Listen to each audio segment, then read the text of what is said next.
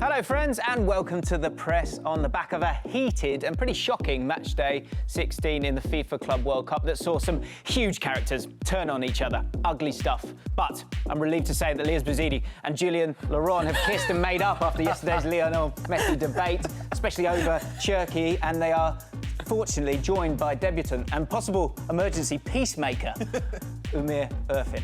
Right then, let's get you caught up on a crazy day in the Club World Cup. So, Fluminense upset the odds, dumping Inter Milan out. We take a look at how a switch in formation sent Christian Kivu's team a packing.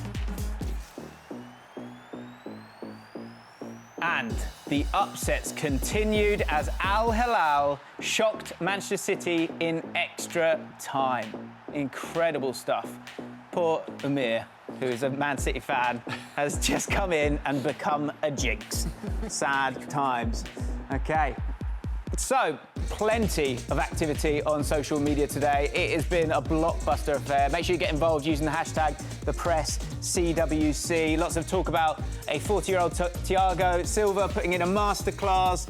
Martinez, who has been speaking up pretty heavily after Inter Milan got knocked out. Koulibaly loving life as well. So much going on, so much to get through. Guys, let's just take a breath for a second, obviously, watching all those games today. I mean, Umir, sorry, mate. Gotta come to me first. What caught your eye? Enjoy it? Oh, look, as a Manchester City fan, I've got to find any positive I can from this game. And I'll say what caught my eye is that Turkey cameo in and amongst that. Extremely disappointing result. But, yeah, we'll get into it later. But okay. Turkey are brilliant. Absolutely. Lias, what stood out for you? No, I'm kidding. Yeah, we'll get to that. Inter Milan crashing out. We've talked about Kivu, we've talked about the players, but did anyone expect that they were going to lose to Fluminense this early? We got a lot to talk about with them. Yeah, the fallout for that is enormous. And Jules, what about you? Silva, 40 years old, and we will talk about him as well, leading by example, leading in every way his team, Fluminense, to this place in the quarterfinals. OK, right, we need to get into it, don't we? Incredible stuff. We do. So, here we go. The first game of the day was a clash of the continents as Inter Milan took on Fluminense in the round of 16. Now, there have been some question marks over Christian Kivu this tournament, despite topping their group. And Inter lined up with their trusted back three. But in a surprise change from Fluminense manager Renato Gaucho, he moved from a back four to a back three for the first time in the tournament. And it paid off big. Welcome to Charlotte, home of the NASCAR Hall of Fame. This 32 race at the Club World Cup has seen 16 crash out already. And now one of Inter Milan and Fluminense will look to drive themselves into the quarterfinals. Narius at the heart of it. There's an opportunity, they've done it! Canu!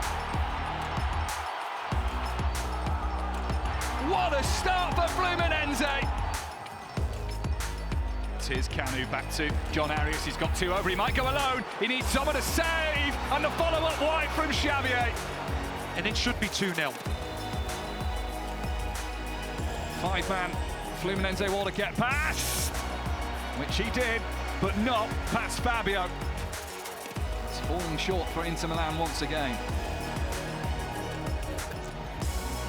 John Arias, oh! Fantastic effort, Zoma had to react. Sent up towards Martinez, and wide. And how? De Vrij try and get into level in this game. The free kick is a good one. Luis Enrique. Martinez, oh, it's the post this time. How much harder does he have to try? But look at the space that's opened up here for Hercules! Cue the celebrations! The carnival comes to Charlotte! A historic moment for Fluminense. The side from Brazil have knocked out the giants of Italy.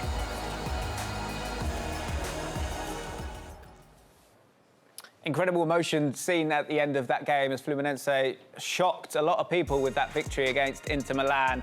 And you can see the emotions here from Thiago Silva, who put in a stellar performance. He'd spoken about the fact that he was struggling with his hamstring, but it didn't matter. Even at 40 years old, Thiago Silva is still dominating against European teams. 1 in a billion player. Inflation there. Used to be a million. And the fans, of course, on Copacabana. Kleberson, earlier in the tournament, said to me after a Flamengo win, Rio will be destroyed. And I think it might be destroyed here as well. What I would like to sort of spot, if you could spot it, is there's one person just sort of standing still, trying to play it cool. We should probably see him in just a second. We saw it, there he is. Just tired, just not having it. A bit of a strange one. He's in shock. He's in shock. We'll give him that. We'll give him that.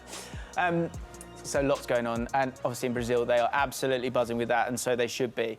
The biggest talking point, bar the result, of course, however, came from captain Lautaro Martinez, who dropped some damning analysis regarding one of his teammates. Concentrate on this one. Il messaggio è chiaro, chi vuole stare con noi sta, chi non vuole stare deve andare via. A chi ti riferisci, Lauti? So che non in farai generale, nomi, però... Non farò nome, però in generale, capito? Perché noi siamo qua a fare di tutto, però ho visto tante cose che non mi sono piaciute, quindi come capitano, come capo di gruppo, certamente c'è il mister prima, però io quello che posso dire, perché io sono così, sto da un lato o da un'altra parte. Io voglio lottare per obiettivi perché siamo in una squadra importante, siamo una squadra che negli ultimi anni l'abbiamo riportata in alto e io voglio continuare là, quindi il messaggio è chiaro, chi vuole stare a continuare a lottare per cose importanti deve restare, chi non vuole arrivederci. Strong stuff from the inter-captain there. Since then, it's become apparent that the player in question is Hakan Çalhanoğlu. The president has spoken himself about this, basically name-dropped it after Martinez didn't fancy it. Jules, is this kind of post-match reaction and interviews? You've been in those zones so many times, I'd imagine. Is that rare to see that kind of anger and honesty? Really rare. It's usually stuff that are being spoken about within the dressing room, in private, between the players. Sometimes the coach is there or the staff. Sometimes even people higher up at the club.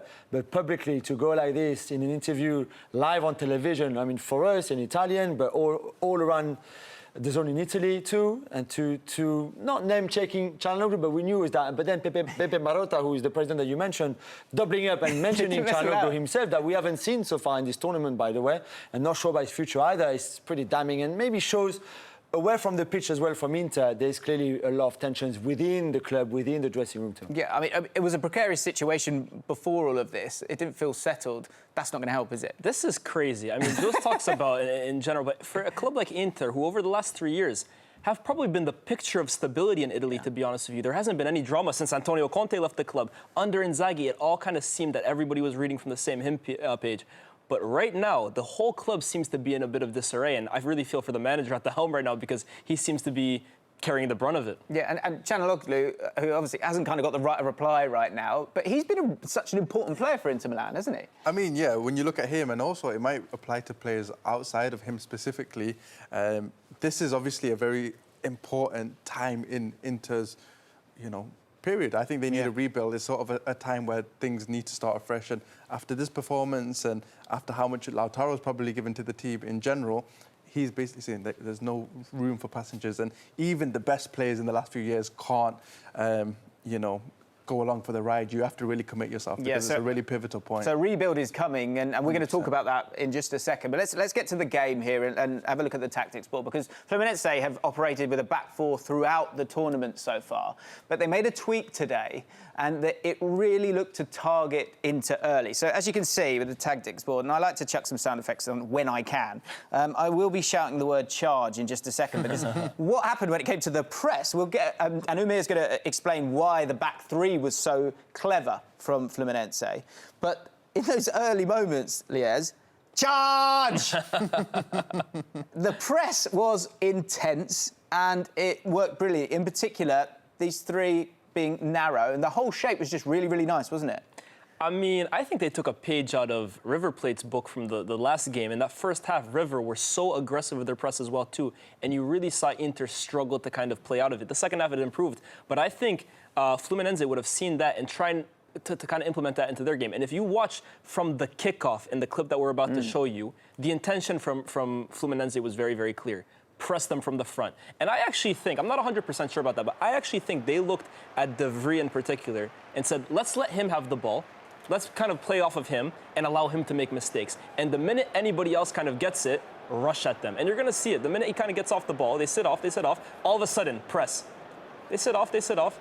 All of a sudden, press. Within 30 seconds, they forced a mistake out of Sommer. And this is all within the first 3 minutes of the game. They were forcing continuous mistakes out of an Inter back line, by the way, that are known for their build-up. Inter don't have many players that commit players one-on-one. They're known for passing out of the back. So when a team can disrupt them this well, and especially when it went to wide areas, the minute it went into Dumfries' feet or DiMarco's feet, they were out there like quickly. And then, of course, this is kind of the goal. They're building up, and they do lose it, right? But because the press is so high, they win it in that position as well, too. And Darmian and Dumfries, I thought, were horrific in that first 45 minutes. And you look here, they're at 6s and 7s, no communication, and Fluminense take advantage. 4 players in the box there as well. So as much as it's sort of, there is that press, I guess what's great is if you do win the ball, you can carry on that run, get bodies in the box, and that makes life difficult in terms of marking tight. And they got a bit of luck there, but it worked for them. So let's talk about the back five. So in terms of playing a back three, which we haven't seen in the group stage at all, why was that such a great idea then, Amir? Inter Milan generally set up in a back five shape. They've done that under their managers for a long time. And basically, I think Fluminense wanted to nullify that numerical advantage that Inter do get by playing with 5 at the back and pushing their wing-backs high up. So essentially, they can get 5 players across the attacking line, and generally, if you're defending with a 4, where are you going to get that extra man from? We've got some examples here, so we can have a little look at this now. Talk us through this, Amir, because, yeah, it was a bit of a shock. We didn't think it was going to happen, but it worked brilliantly, didn't it? Yeah, so you can see this back five centred by that brilliant Thiago Silva performance, 40 years old in there. But they're matched up all across the field. You can see the wide centre-backs jumping out and applying pressure really aggressively, so the midfield wasn't left too vacant. Here you can see 8 players almost across the back line. It's a very flat defensive line, and you don't get that numerical advantage. This is the striker for Fluminense dropping in, and he's showing that commitment that they have. And when you do have your striker dropping in, when your team does try to switch the play, they do it slower, and your defending team can get back into position more quickly. There's no players in that central zone again either for Inter Milan, and Fluminense funnel the play into those wide channels, defending the box really impressively. Again, this final clip's brilliant because as impressive as they were in defending that high line, when it did get bypassed, Thiago Silva, the leader, the captain, really showed his quality and ran back the years in that incredible defensive tackle. And all throughout the game, I thought he was massively impressive. Yeah. And you know, the concern with Thiago is his pace. So for him to just stand there, organise, read the game, it was gorgeous. That's when he's in to his see. element, man. Yeah. Let's go back to the tactics board for just a second because I wanted to kind of highlight someone that you're going to talk about, Jules, and it is it's Arias. So if we go to hopefully the average positions for Fluminense here, what you'll see is bit of a focus down this right-hand side, which is what they sort of have done throughout the tournament. Now, one person, their average position is very different to their heat map and where they touch the ball, and that's that man, Arias, who's been the star man for them. And if I start doodling, in terms of his touch map, Arias, it wasn't just sort of staying in one position here. Throughout the pitch, he was having these little touches and working the team down that side. He's been brilliant throughout in terms of allowing Fluminense to get up the pitch, and he did exactly the same today, didn't he? Absolutely, all game long, really, either from that right-hand side position, sometimes a bit on the left, sometimes centrally, and we will see with the clips. It's a tale of two forwards, really. Arias on one side, and then we'll talk about Lautaro on the other side. But it was brilliant from the get-go, as we said with the press. It's him triggering the press, usually the first one to start. He can protect the ball. He's so fast. He's so strong physically. We've said that he's been one of the players that we highlighted the most since the start of the summer. Look at this here. 2 defenders around. He still gets the ball, keeps the ball, and then recycle it perfectly. He's done that all in that first half, especially that little flick there for Cano. He gets the ball back in that little 1-2, and then striking the ball really well. Xavier should have probably scored or at least hit the target there. Again, very strong, getting the ball a bit lucky there, and then going very direct towards the goal, and in the end it's a left foot shot that could have been a little bit better, but he was always that threat really for the Inter Milan team. And then again, when you are a bit under pressure, when Inter trying to press, holding up the ball, relieving that pressure, getting a foul, and then suddenly the whole block goes up. And it's he's got a very particular, very unique style of shooting. We highlight that when he scored the free kick against Ulsan HD, was it? And then again, you saw there no follow-through on that shot, on that curler. That Sommer had to say, but wonderful performance from him. When it comes to these tournaments, it's nice to see these sort of different guys kind of crop up. Arias, a player that I hadn't seen, but every single time we've watched them, we've watched him, and we've had to speak about him because he's been so fun. He had lots of fun. There was a lot of frustration for Martinez, which, of course, we saw with his post-match comments. Where did that frustration come from then, Jules? It came from a very bad first half to start with, him and Marcus Thuram up front, which is leading the line in that front two for the system that Kivuna and Inzaghi used to play for Inter. Very important the way they link up the play. We see him, he had so little of the ball in that first half that he had to drop so deep to actually get a touch and then trying to go back up front, but he never really got the ball. Him and Thuram never got going. You see that ball doesn't come to him at all. Thuram there with the ball, usually linking up with Martinez, but look at that. You've got 7 Fluminense players around them too, really, and there's nowhere to go. And then the second half was a bit better. Thuram got taken off, and then we saw a bit better from Lautaro. Here, he sets up the right who should really score, and if that ball goes in, it's a very different second half then. And then Lautaro is really great in that box there. He gets a bit unlucky there. Great save by Fabio. Here, this is typical Lautaro, quick turn on the... It's unlucky there, isn't he? Yeah, a bit unlucky, and he could have had a better second half, but really this clip shows that it was just not his afternoon. It was not the day of Inter either. That touch took him away from goal, and then that show is not good enough. And bad day for Lautaro, bad day for Inter. Yeah, and that two up top is kind of... it's allowed them to not really have those guys who've got those sort of action man hips, those got individual players. I know everyone loves Cherky here, but like, that kind of player is missing in this team, Liez. And we're going to have a look now at how Inter attempt to rebuild, because there are some problems afoot, especially for a team, as you said, Liez, who have been so stable. If we have a look at the team from the Champions League final, of course, Martinez has, kind of chucked a hand grenade in there and saying certain players need to leave, and so certain players are going to leave. You've got a brand new manager as well. What we see here is that team that started the Champions League final, and that's not the squad numbers, that's the age of those players. And in the top right, you can see the average age is over 30. So changes need to happen, don't they, Liez? Because it's an old squad. No, I mean, this says one story. The damning statistic for me, 23 players were used by Inter this season that played over 500 minutes. Of those 23, 9 of them are over the age of 29. Of those 9, 5 of them are over the age of 35. This is a squad that are on their knees. And you look at that squad, a lot of them are in key positions. Jan Sommer, Acerbi, Mkhitaryan, Çalhanoğlu. I think this is where the entire issue really comes into play. Inter are a squad that need a rebuild desperately. However, Inter are also a club that aren't willing to spend the money to make that rebuild happen. And thus, that's why they've went for a manager in Christian Kivu, who's familiar with the academy, he's not afraid to play the youth, and who's also a club legend, and he's not going to kind of throw his toys out the pram if the money isn't given. But when you're replacing a manager like Simone Inzaghi, who, in my opinion, was actually getting wine out of sewage water of a lot of this squad, wow, I'm sorry, he's the only manager that could get this team to 2 Champions League finals in 3 years. It's impossible for any other manager to do it. When you replace him with a guy who at this level doesn't have that much experience, something like this is always possible. And it's been a disastrous end to the season for them, and it's only gotten worse with today. Yeah, but I would say sort of 2/3 of that disastrous end of the season, Inzaghi is part of that. But maybe you can put that on the squad, I understand that. But Kivu, though, it's one where I think didn't he get the job like 2 days before they flew out here? I feel for him. There's still a lot that needs to change. And as you say, the squad is an ageing squad. How much blame do you put at Kivu's door here? I always say, as much as we talk about tactics and as much as we talk about coaches, football is the players' game. If you've got the best players, you'll always be in with a chance. If we're looking at this team, this squad in general, these players aren't good enough to compete at the highest level at this point. They're a team that are very used to that Inzaghi style of system, and even in that system, Inzaghi was running out of fuel with them a little bit. They play on a lot of chemistry between each other. They've been with each other for many years. And if a few of them get replaced, that collective level drops even further because that chemistry is broken apart as well. So that understanding goes away. That reliance on a 5 at the back, is that a necessary thing or a system that they have to play? The rebuild has to take into account the shape, the ageing players, the new manager. There's so many confounding factors. I think it would be harsh to blame Kivu just at such a short notice. Yeah, I think it's, But yeah, it's the players, it's the lack of investment. More than anything else, I think it's going to require a huge overhaul, and I'm really worried for Inter in this season. So it's going to be a huge summer, and just to try and keep a job for all of us moving forward, tactics are absolutely crucial. Then player quality. Unbeaten Manchester City cruised into the round of 16 with maximum points and as top scorers, but Al Hilal came in boasting a 100% win ratio against the Citizens. One win from one game friendly, 2012, I think it was, but it still counts. So, could Inzaghi keep this extraordinary winning streak going?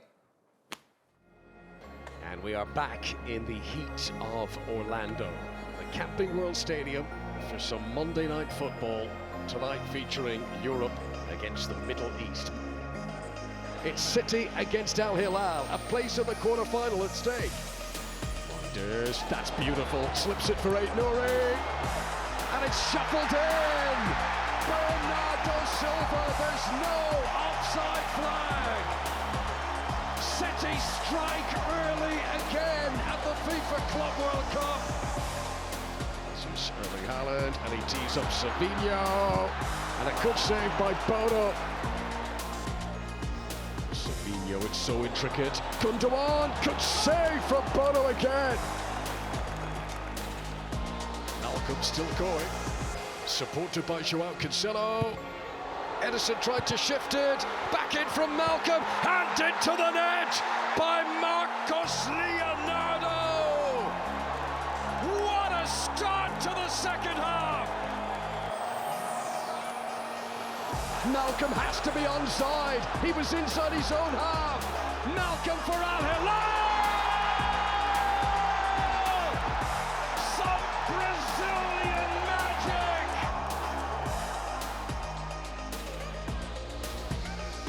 Bernardo Silva sent it in. Haaland with the flick, and again, Erling Haaland, 2-2. Oh, we've got a game on our hands now. Sent in by Bernardo Silva. The header almost going on target. Haaland, did that go over the goal line? No goal. Al Hilal. Ruben Neves sends it in. Edison Donovan coming! And it's Koulibaly! 3-2 to Al Hilal! Cherki looking for Foden. That's a brilliant delivery!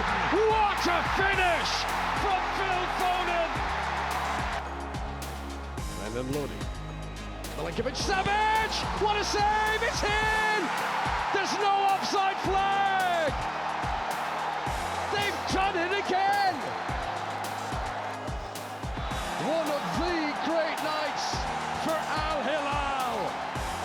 One of the great nights for Saudi Arabian football!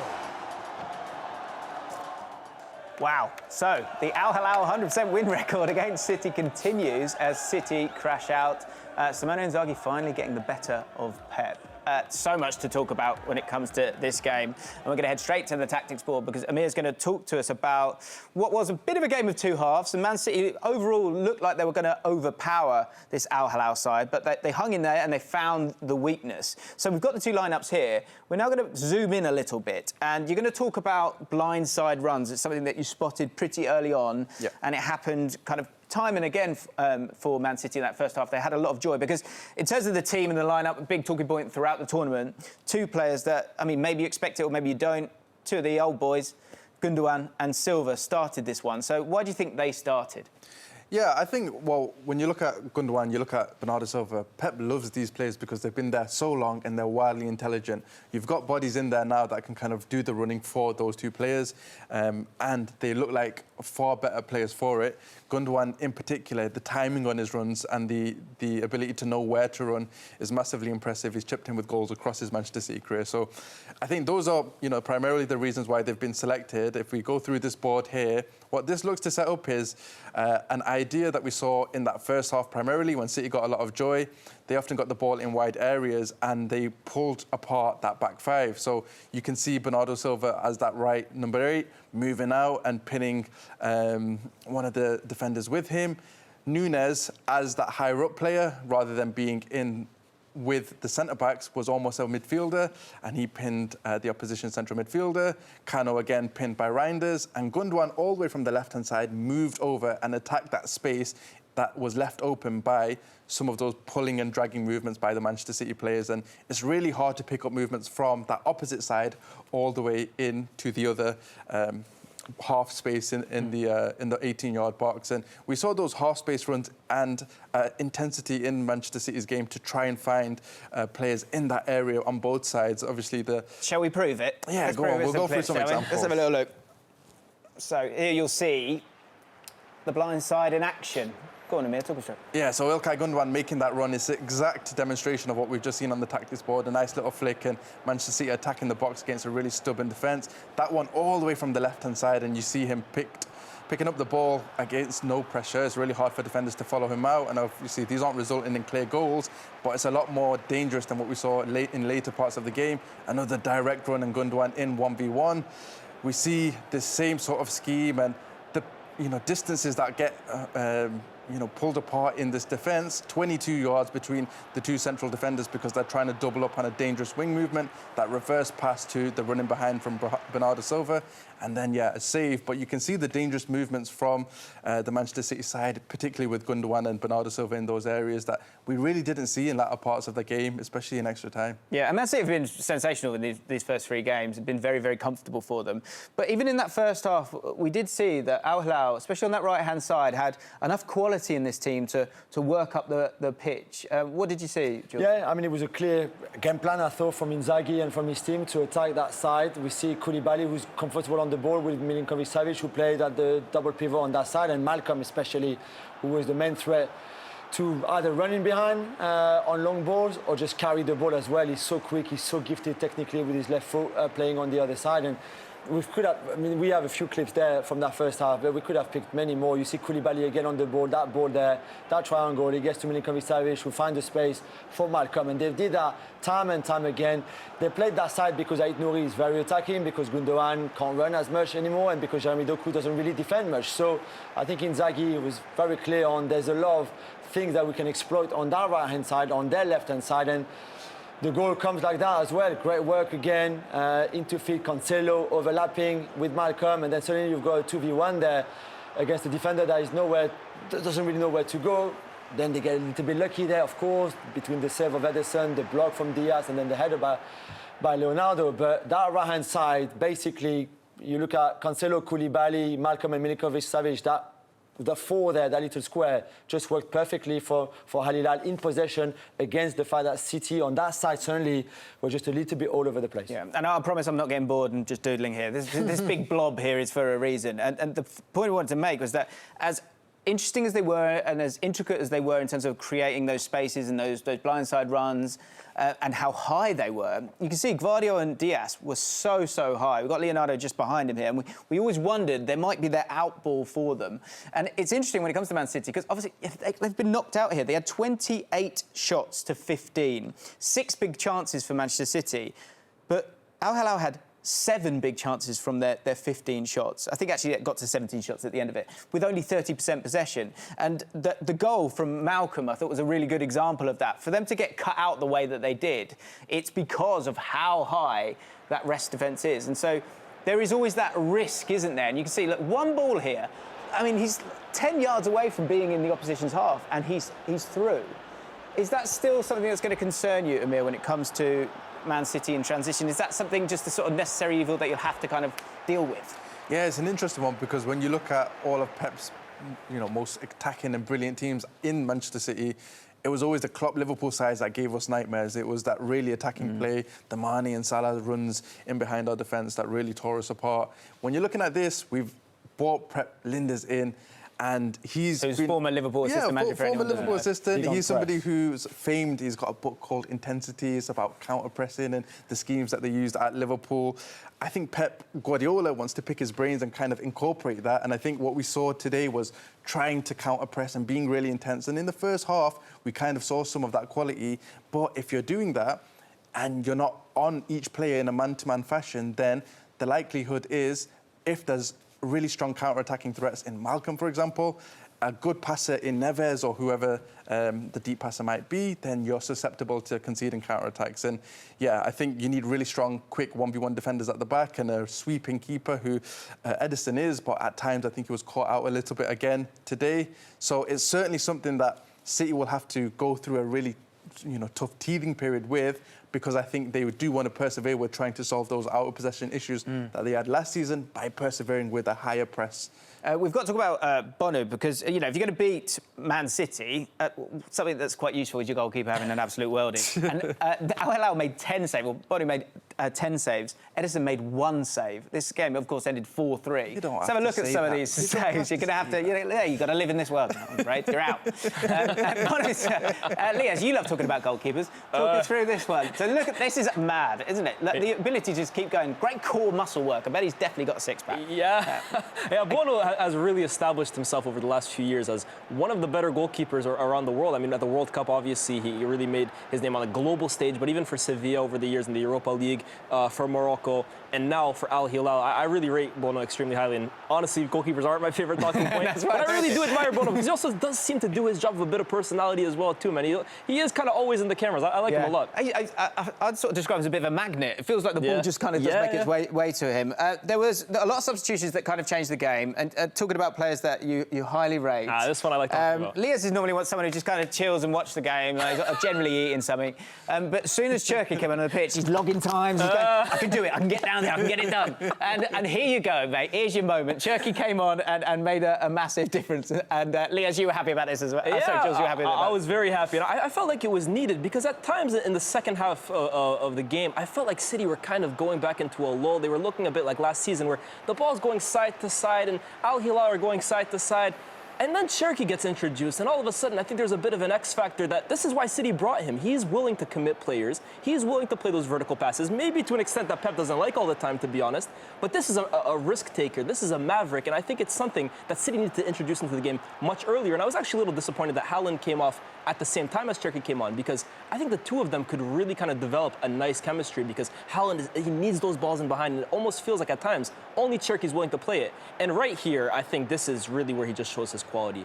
Because Foden makes that run, and Cherki, a la Kevin De Bruyne, a la Messi, to be honest with you, finds him absolutely perfect. Absolutely perfect. People will talk about Foden's finish. It's brilliant. Cherki puts on a golden platter. That's wonderful. And I'd like to see it a whole lot more for City because they're a brilliant team across the board. But at times, I do feel like they are missing a player that's just willing to play that killer pass. And with Cherki, that's never a doubt. Yeah. And look, so what's gone wrong here for Pep and for Manchester City? Because, they have got an embarrassment of riches. This is an enormous shock for them to go out of the competition. Yeah. Do you feel like it's the substitutions? Was it the shape? What was it for you? I think there's still issues from last season, as we just mentioned, in transitions especially, that maybe we didn't see so much in the group stage because, let's be honest, it was a group stage that we expected them to win, and they did, and they had 3 wins in 3. Even against Juventus, we still conceded. Even against Juventus, even 5-2, they still conceded a few of those moments.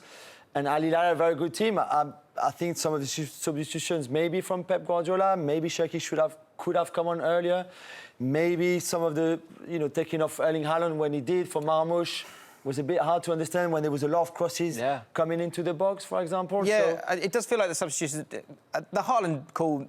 I will defend it a little bit because I think if I'm trying to rationalise what Pep Guardiola is trying to do in that situation, one, Haaland's played a long game in tough conditions.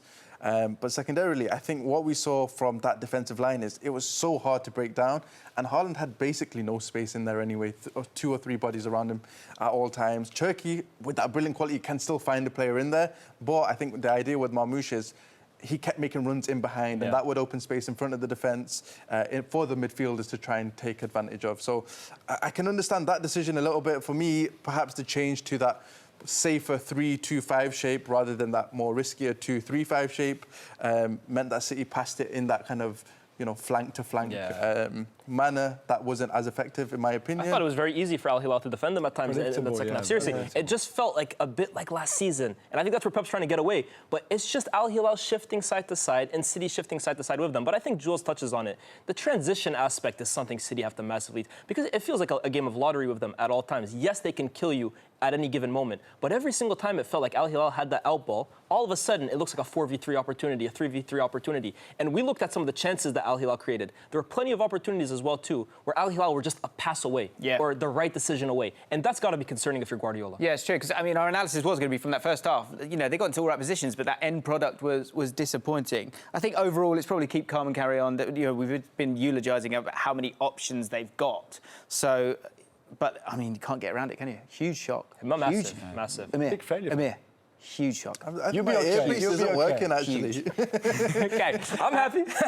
we're going to have to move on from Man City. They are out. They're gone now. So let's take a look at how the bracket looks as we head into the quarterfinals. And, of course, we have two massive games to play. And we now know that Fluminense will face Al Hilal. And on that left-hand side of the draw, you can see that it's not all European teams. And we wondered, didn't we? You know, we spoke about two shocks tonight. Yeah. So that would have been two European teams going through, Inter versus Man City. A lot of people would have expected.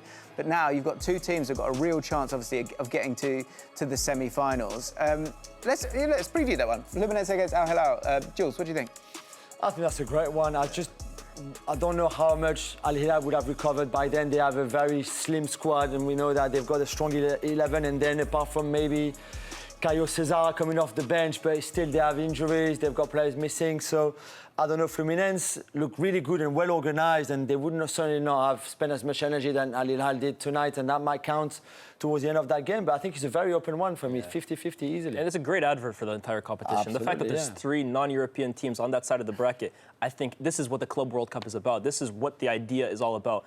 But on the topic of that game, I can't look past Simone Inzaghi when it comes to knockout football. I know people will have the lasting memory, especially Jules, of the Champions League final. He hasn't stopped mentioning it to me, so I mean, why not add one more? But I still look at Simone Inzaghi as one of the premier managers when it comes to managing these one-off knockout games. I don't think there's many better in the business, and I think he will get it done against Fluminense. OK. Palmeiras versus Chelsea. We'll just run through it super quickly. Who do you think is going to win that one? I look at Chelsea, I think, too much. OK. And then on the other side, PSG against Bayern? PSG for me, what a team. You can come back tomorrow. I'll say in the middle next time. Let's talk about, obviously, there's two games still to play. Yeah. Real Madrid versus Juventus and Dortmund versus Monterrey. And so let's preview that for a second, because those are two exciting games. And as we look ahead to Real Madrid versus Juventus' matchup, it's obviously a standout matchup for many in the round of 16. And ahead of that game, we are joined by Matt Cannon, all being well, fully loaded, ready to bang, bang. Other puns are available. Matt, sorry, are they the worst two? Not your best work. I'm miles better than that. Matt, I'll promise it. Honestly, I'm miles better than that. So I've heard that everyone's talking about the press. The show's doing well. Alonso's been talking about it. Amazing stuff. What has Alonso had to say about the press? Well, some say, James, that he's only talking about the press because he's a big fan of your show. That's what I've heard. That's the talk coming out of the Spanish press at the moment. No, in all seriousness, lots and lots of talk about the press, about the shape. Xabi Alonso keeps on talking about this concept of collective responsibility and collective identity. And what he means by that is attacking as a team, defending as a team, and pressing as a team. And actually, in the build-up to this game, there's been a huge talk about Kylian Mbappe and the potential return of the Frenchman and what kind of influence that might have on this idea that Xabi keeps talking about. And that idea, of course, is the collective identity and the collective responsibility. Now, Kylian Mbappe typically hasn't been one to press very much. Last year, under Carlo Ancelotti, both him and Vinicius came under fire for not really buying into the idea of the press. And obviously, we all know, you guys especially, that the half press doesn't work because you just get played around. So there's a lot of interest to see what the return of Kylian Mbappe might do and what kind of influence that might have on this team and this idea of collective responsibility. And obviously, that is something that Gonzalo Garcia, the player who's been just replaced Mbappe over the past 3 games or so, has done so well. He's brought so much intensity, so much energy, hunger, particularly in the press. He's been a huge nuisance for opposition teams. So it'd be interesting to see how Real Madrid fare under Kylian Mbappe, Kylian Mbappe. And so, obviously, Mbappe coming in will be interesting. Obviously, he's in the squad. I'd be slightly surprised if he started just because of the illness that he's had. One player that's not started in the last couple of games, Rodrigo. Have you got any update on him? Because obviously a lot of transfer speculation around him. It would cost a lot for him to leave, but he's not starting, is he? No, it's been very interesting. It's been a talking point, that's for sure. And there's been a lot of discussion about Rodrigo for months now. He was maybe 4 or 5 months ago linked to a move to Manchester City. There was a lot of talk in the Spanish press about a potential departure from Real Madrid. Now, Xabi Alonso, when asked about this in his press conference, said it was a technical decision. It was based on tactics. It was based on the game plan that he wanted to execute. Again, talking about that collective responsibility, and he has insisted that Rodrigo will have an important part to play. And actually today he said that sometimes the most important players are the ones that come off and make an impact from the substitute bench. So it's an interesting one. For me, I don't know if Rodrigo mentally is all there. I think he looks a little bit distracted. He looks shot on confidence, but we'll see what happens. I thought that potentially that assist in the first game against Hilal would be a bit of a turning point for him, but that hasn't proved to be the case. But again, Xabi Alonso insisting on the fact that he is important, that he's got an important role to play in this Real Madrid team, and that he very much counts on the Brazilian. OK then, Matt, I can only apologise again for those puns at the start of it. Hopefully I'll go away, I'll work, I'll write, and I'll come back with something better next time we get to have a chat. But thank you so much for spending a bit of time with us. Interesting stuff when it comes to Rodrigo there. What do we think about this? That's politics right there, man. That's a politician answer from Xabi Alonso. I'll tell you what that is. They're trying to keep up the transfer value, not shoot it down. Look, I look at Rodrigo, and me and Jules talked about this. What's the Inter-president doing? Yeah, the opposite. But I look at Rodrigo, wonderfully talented player, but I just don't see his future at Real Madrid past this summer, to be honest with you. I mean, you know, where would you like to see him? Would you like it at Man City? I mean, the more the merrier. I feel like we need somebody. Why not? No, he's a brilliant footballer. I've said this for a long time. I think as soon as Mbappe was signed for Real Madrid, I just thought he's a player who's best on that left-hand side, coming inside and playing a little bit closer to the box. And he's not going to get that chance when Mbappe and Vinicius are there. Arsenal need a player of that profile. They're linked to numerous names. I think he would really be one to kind of raise the ceiling and take a little bit of a risk for a team that are trying to push for the title, especially when you look at the moves that Liverpool and Manchester City have made in the window. I think obviously Rodrigo would suit Manchester City in general, but we've got a myriad of wingers on both sides. The rich get richer, man. Seriously, what do Man City need Rodrigo for? Man United, hey, that's a team that needs help. Just super quickly, Jules, you've been sort of... price, has anything changed in your mind? I don't think so. If Real Madrid still want 90 million euros or 100 million euros, which is what they are asking for now, I just don't think anybody will pay that money for Rodrigo. OK. Thank you so much. Apologies. These things happen. Painful. At least you're on the competition. QPR didn't make it this time. So, more great action coming on DAZN. We've got Jack Catterall returns to the ring in Manchester, aiming to bounce back with a statement win against the unbeaten Harlem Eubank in a thrilling all-British welterweight clash, live on the DAZN app. Saturday, July 12th, you've got the WBC lightweight champion Shakur Stevenson, who defends his crown against undefeated Mexican star William Zepeda in a stacked fight night from New York City. And Saturday, July 11th, Alexander Usyk against Daniel Dubois. They run it back in London for the undisputed heavyweight title in one of the summer's biggest rematches, all on the DAZN app. And on Saturday, rising heavyweight star Moses Itoma headlines his first pay-per-view event against the legendary Dylan White in Riyadh. It's youth versus experience in a high-stakes British showdown. Make sure you catch them all on the DAZN app, as I just said. And let's talk about the football, because we've got Real Madrid against Juventus. That will be at 8 p.m. today.